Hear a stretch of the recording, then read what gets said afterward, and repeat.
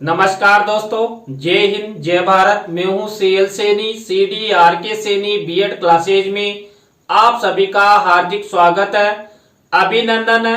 दोस्तों, हमारे इस चैनल के माध्यम से आप सभी के लिए पाठ योजना निर्माण कार्यक्रम चलाया जा रहा है। इस पाठ योजना निर्माण कार्यक्रम के अंतर्गत आप द्वारा हमारे इस हेल्पलाइन नंबर पर जो भी पाठ योजना के टॉपिक हमें सेंड किए जाते हैं, हम आपसे बातचीत करते हैं।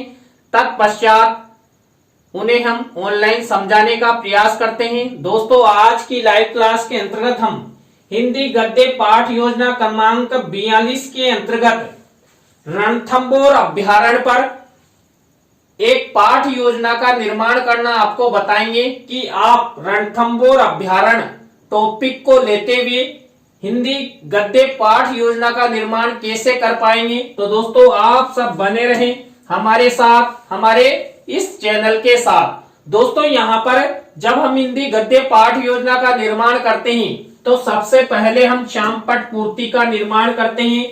श्यामपट्ट पूर्ति के अंतर्गत हम विद्यालय का नाम, कक्षा, दिनांक, विषय, विधा, कालांश का समय और बीच सेंटर में हमारे मुख्य प्रकरण का नाम लिखते हैं। मुख्य प्रकरण को अंडरलाइन करते हैं और इन्वर्टेड कॉमाज में बंद करते हैं। दोस्तों, श्यामपट्ट पूर्ति के बाद हम उद्देश्य, विशिष्टीकरण और अपेक्षित व्यवहारगत परिवर्तन का फॉर्मेट बनाते हैं। दोस्तों, यहाँ पर हम 6 उद्देश्य लेते हैं, उनके विशिष्टीकरण बनाते हैं और उनके अपेक्षित व्यवहारगत परिवर्तन बनाते हैं। दोस्तों, यहाँ पर पहला उद्देश्य लिया जाता है ज्ञानात्मक। अब यहाँ पर ज्ञानात्मक उद्देश्य से रिलेटेड ही 1 से 2 विशिष्टीकरण और 2 से 3 अपेक्षित व्यवहारगत परिवर्तन हमारी लेसन प्लान निर्माण डायरी में बनाया जाता है। इसी तरह दोस्तों, अवबोधात्मक उद्देश्य से रिलेटेड हम 1 से 2 विशिष्टीकरण और 2 से 3 अपेक्षित व्यवहारगत परिवर्तन बनाते हैं। इसी तरह दोस्तों, जो हमारा 3rd नंबर का उद्देश्य है अभिव्यक्त्यात्मक, इस उद्देश्य से रिलेटेड 1 से 2 विशिष्टीकरण और 2 से 3 अपेक्षित व्यवहारगत परिवर्तन हमारे द्वारा बनाए जाते हैं। इसी तरह दोस्तों, कौशलात्मक उद्देश्य से रिलेटेड 1 से 2 विशिष्टीकरण और 2 से 3 अपेक्षित व्यवहारगत परिवर्तन बनाए जाते हैं। इसी तरह दोस्तों, जो हमारा 5वें नंबर का उद्देश्य है अभिरुच्यात्मक, इस उद्देश्य से रिलेटेड वही 1 से 2 विशिष्टीकरण और 2 से 3 अपेक्षित व्यवहारगत परिवर्तन हमारे द्वारा बनाए जाते हैं।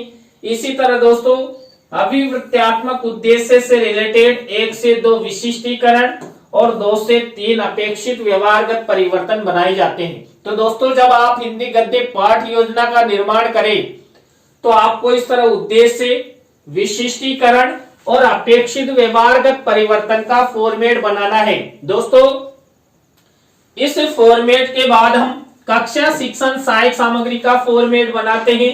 कक्षा शिक्षण सहायक सामग्री 2 प्रकार की होती है, सामान्य शिक्षण सहायक सामग्री और विशिष्ट शिक्षण सहायक सामग्री। दोस्तों, सामान्य शिक्षण सहायक सामग्री तो हमें मार्केट में रेडीमेड मिल जाती है, लेकिन जो विशिष्ट शिक्षण सहायक सामग्री होती है जिसके अंतर्गत हम चार्ट, चित्र, मॉडल, प्रतिकृति, स्लाइड आदि का निर्माण करते हैं, तो दोस्तों यहाँ पर जो रणथंभौर अभ्यारण्य है, इस मुख्य प्रकरण के आधार पर हम चार्ट और चित्र बनाएंगे।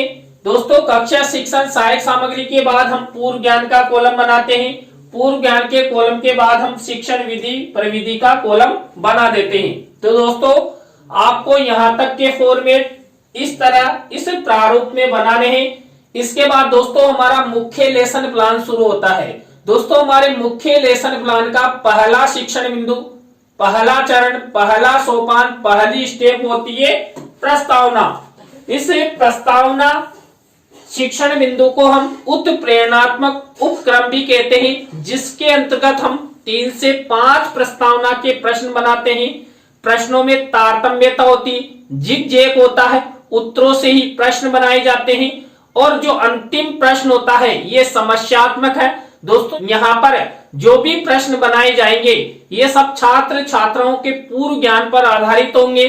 छात्र छात्रा इन प्रश्नों के उत्तर आसानी से दे सके ऐसे प्रश्न यहाँ पर बनाए जाते हैं। प्रश्न सरल होते हैं, संक्षिप्त होते हैं और बोध गम्यता लिए होते हैं। तो दोस्तों यहाँ पर रणथंभौर अभ्यारण्य मुख्य प्रकरण पर मैंने प्रस्तावना के प्रश्न कैसे बनाए। पहला प्रश्न है यहाँ पर, सोने की चिड़िया किस देश को कहा जाता था? तो उत्तर मिला भारत को। अब इसी उत्तर से हमारा नेक्स्ट प्रश्न बनना चाहिए, तो बना हुआ है भारत में क्षेत्रफल की दृष्टि से सबसे बड़ा राज्य कौन सा है? तो उत्तर मिला राजस्थान।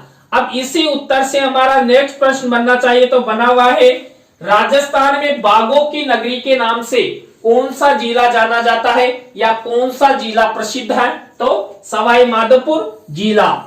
अब ये उत्तर मिला, इसी से हमारा नेक्स्ट प्रश्न बनना चाहिए, तो बना हुआ है सवाई माधोपुर जिले में कौन कौन से अभ्यारण्य है? तो सवाई माधोपुर जिले में रणथंभौर अभ्यारण्य, मानसिंह अभ्यारण्य। अब दोस्तों ये उत्तर मिला, इसी उत्तर से हमारा नेक्स्ट प्रश्न बनना चाहिए, तो बना हुआ है रणथंभौर अभ्यारण्य पाठ के बारे में आप सब क्या क्या जानते हो?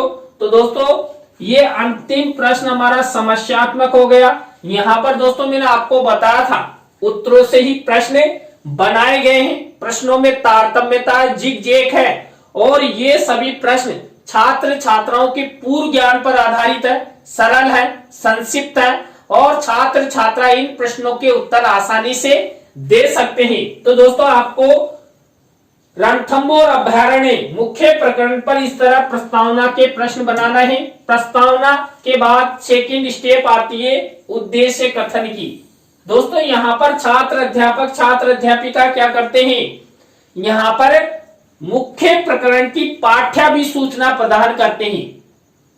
अब दोस्तों यहाँ पर उद्देश्य कथन किया गया है कि बच्चों आज हम सब रणथंभौर अभ्यारण्य पाठ के बारे में विस्तार पूर्वक अध्ययन करेंगे।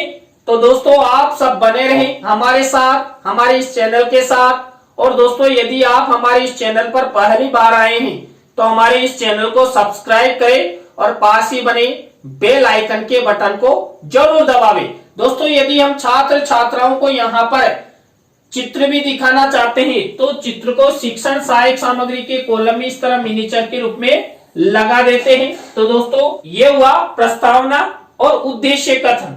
दोस्तों ये हमारी स्टेप हो गई है उद्देश्य कथन की। इसके बाद थर्ड नंबर की हमारी स्टेप आती है पाठ प्रस्तुतिकरण की। दोस्तों जो भी लेसन प्लान की स्टेप्स होती है ये सब पाठ प्रस्तुतिकरण के अंतर्गत ही चलती है।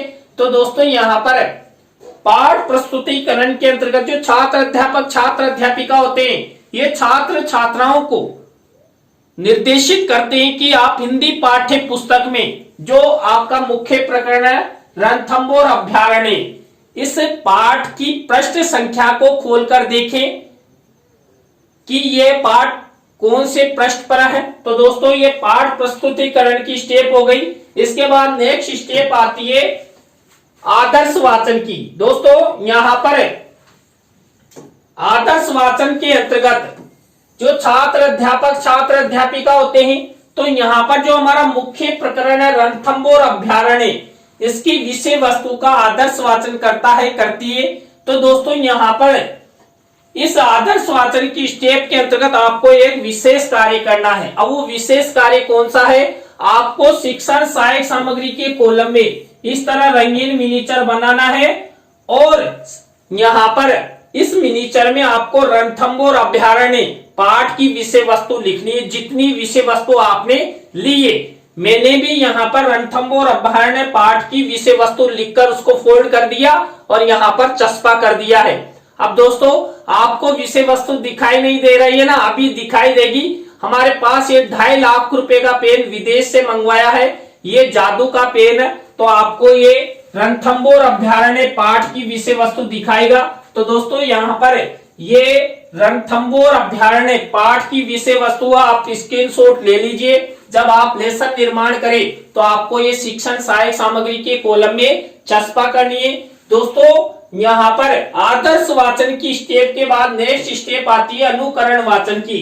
दोस्तों यहाँ पर अनुकरण छात्र छात्राओं द्वारा किया जाता है। निर्देश कौन देता है, छात्र अध्यापक छात्र अध्यापिका देते हैं। तो आपको ये अनुकरण वाचन की स्टेप इस तरह अपनानी है। दोस्तों अनुकरण वाचन की स्टेप के बाद नेक्स्ट स्टेप आती है अशुद्धि संशोधन की। दोस्तों इस अशुद्धि संशोधन के अंतर्गत जो छात्र अध्यापक छात्र अध्यापिका होते हैं, ये छात्र छात्राओं द्वारा अनुकरण वाचन के समय जो अशुद्ध पढ़ा जाता है, अशुद्ध उच्चारण किया जाता है, उसको श्यामपट्ट की सहायता से उनका शुद्धिकरण करवाया जाता है। तो इस फॉर्मेट में आपको एक विशेष कार्य करना है। यहाँ पर आपको श्यामपट्ट कार्य वाले कॉलम में इस तरह ब्लैक शीट का निर्माण करना है और सिल्वर कलर के पेन से अशुद्ध शब्द और शुद्ध शब्द लिखने। इस तरह का फॉर्मेट ये अशुद्धि संशोधन का रहता है हिंदी गद्य पाठ योजना। अशुद्धि संशोधन की स्टेप के बाद नेक्स्ट स्टेप आती है यहाँ पर काठिन्य निवारण की। दोस्तों हमारा मुख्य प्रकरण है रणथंभौर अभ्यारण्य। अब यहाँ पर जो हमने विषय वस्तु लिए, उस विषय वस्तु में से कठिन शब्द या व्याकरणिक दृष्टि से अति महत्वपूर्ण शब्दों को लेकर यहाँ पर छात्र छात्राओं को समझाया जाता है। तो यहाँ पर इस फॉर्मेट में आपको एक विशेष कार्य करना, आपको क्या करना है, श्यामपट्ट कार्य वाले कॉलम में इस तरह ब्लैक शीट का निर्माण करना है और सिल्वर कलर के पेन से शब्द, अर्थ, विधि, प्रविधि और प्रयोग वाला फॉर्मेट बनाना है। और आपको 7 से 8 शब्द लेकर यहाँ पर काठिन्य निवारण की स्टेप को कंप्लीट करना है।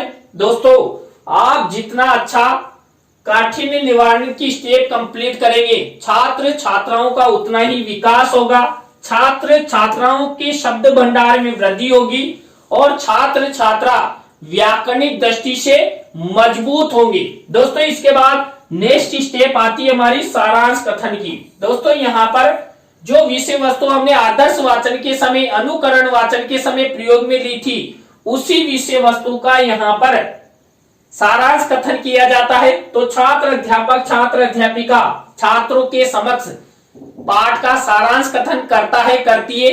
इस फॉर्मेट में आपको एक विशेष कार्य करना है। शिक्षण सहायक सामग्री के कॉलम में आपको यहाँ पर रणथंभौर अभ्यारण्य पाठ का सारांश कथन करना है, लिखना है। तो यहाँ पर देखिए मैंने भी रणथंभौर अभ्यारण्य पाठ का सारांश कथन लिखा है। अब आपको दिखाई नहीं दे रहा ना, इसलिए नहीं दिखाई दे रहा, मैंने उसको फोल्ड किया और अंदर लिख दिया है और ऊपर लिखा है रणथंभौर अभ्यारण्य पाठ का सारांश। अब आपको पता ना हमारे पास ये 2.5 लाख रुपए का पेन किस काम का आता है, ये आपको जादू दिखाने के काम में आता है। तो यहाँ पर ये आपको रणथंभौर अभ्यारण्य पाठ का सारांश दिखाएगा। तो दोस्तों ये रणथंभौर अभ्यारण्य पाठ का सारांश है, स्क्रीनशॉट ले लीजिए। जब आप लेसन निर्माण करें तो इस तरह आपको ये सारांश कथन करना है। दोस्तों सारांश कथन के बाद नेक्स्ट स्टेप आती है बोध प्रश्नों की। दोस्तों यहाँ पर जो हमने विषय वस्तु ली थी रणथंभौर अभ्यारण्य से रिलेटेड, उसी में से ये बोध प्रश्न उत्तर हमारे द्वारा बनाए जाते हैं। आपको भी इसी तरह ये बोध प्रश्न उत्तर बनाने हैं।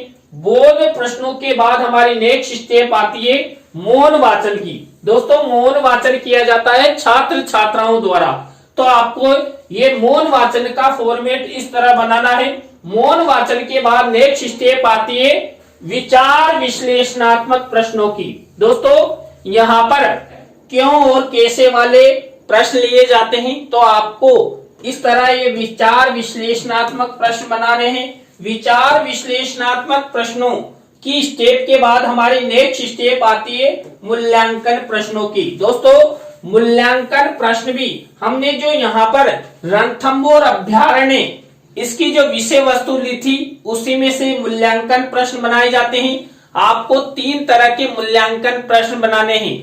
वस्तुनिष्ठ प्रश्नों से रिलेटेड, सत्य असत्य से रिलेटेड, रिक्त स्थानों से रिलेटेड और लघुत्रात्मक अति लघुत्रात्मक से रिलेटेड। दोस्तों जब आप इस लेसन प्लान को अपनी दैनिक पाठ योजना डायरी में बनाए तो आपको इस तरह ब्लैक शीट का निर्माण करना है और सिल्वर कलर के पेन से ये मूल्यांकन प्रश्न बनाने हैं।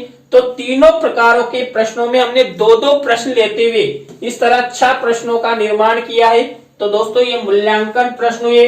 मूल्यांकन प्रश्नों के बाद हमारी नेक्स्ट स्टेप आती है गृह कार्य की।